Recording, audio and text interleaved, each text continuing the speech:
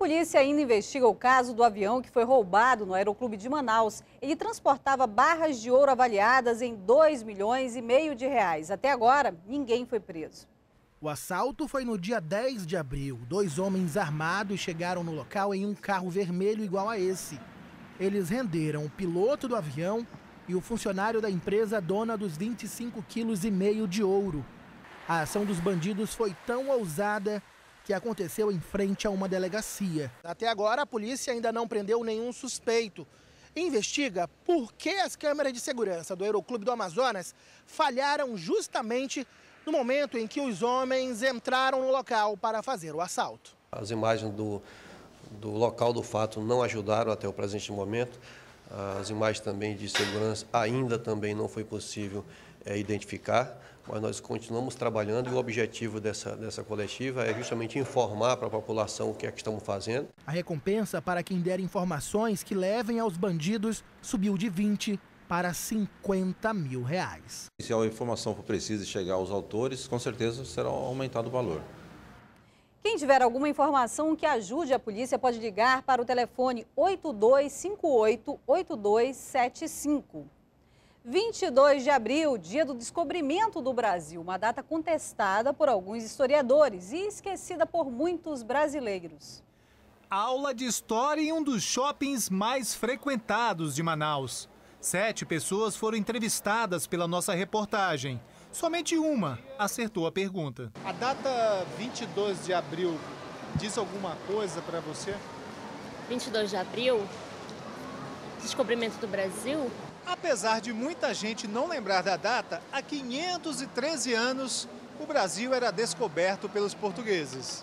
O descobrimento do Brasil aconteceu no dia 22 de abril de 1500. Um navio português navegava pela costa brasileira, em Porto Seguro, estado da Bahia.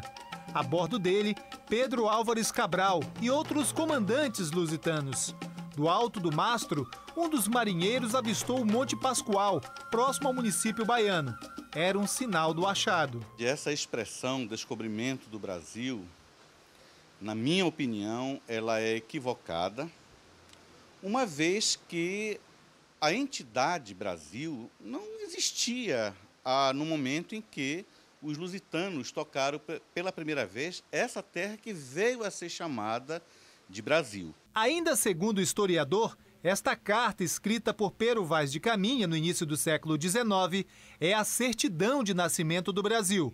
Mas ele lembra que um frei baiano não queria esse nome. Foi a troca por um nome que evidenciava a ganância pelo lucro e não o sentido missional que foi dado naquele primeiro momento, ainda por Pedro Álvares Cabral, de chamar a terra de Vera Cruz, a verdadeira cruz.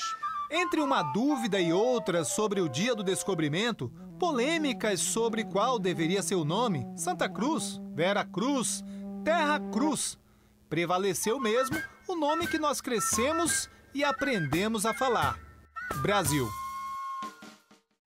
E a Justiça Eleitoral começou a usar um novo método para cadastrar os eleitores no Amazonas. Ele deve substituir aos poucos o velho título de papel.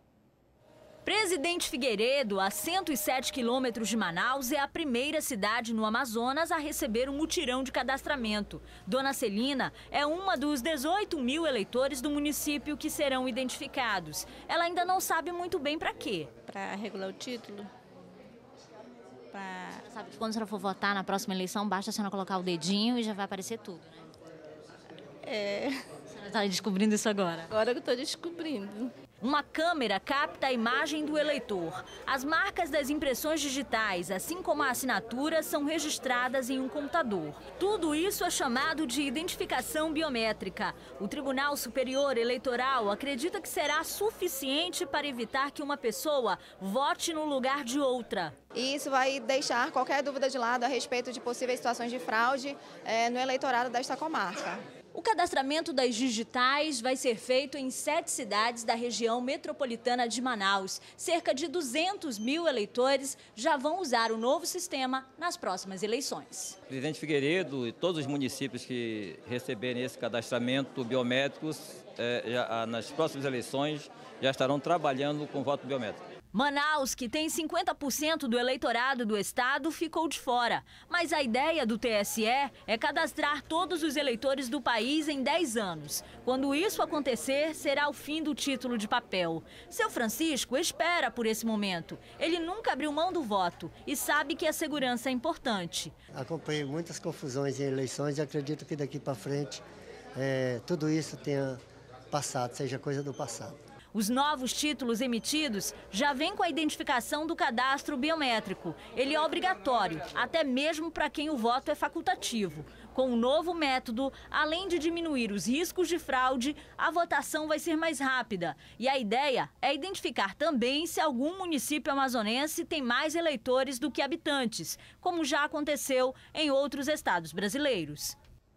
Essa edição do Jornal em Tempo para a Internet fica por aqui. Muito obrigada por nos acompanhar. A gente se vê na próxima edição. Até lá!